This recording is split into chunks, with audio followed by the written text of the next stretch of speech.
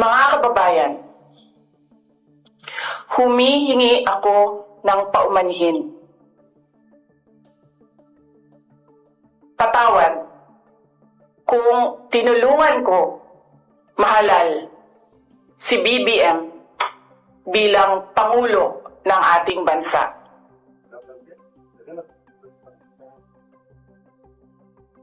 Patawad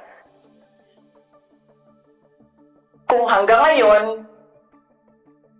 ay marami pa ring Pilipino ang nalulunod sa baha ng dahil sa malawakang korupsyon.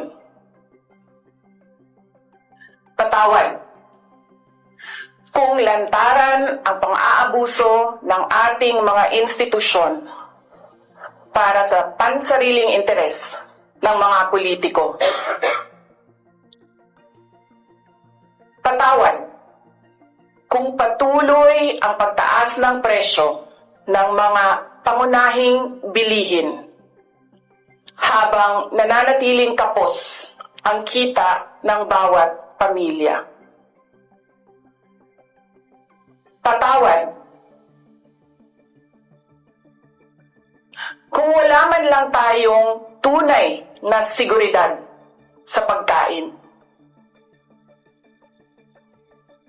Patawad kung may nagkakasakit at binabawian bigla ng buhay dahil sa kakulangan ng maayos at epektibong healthcare system.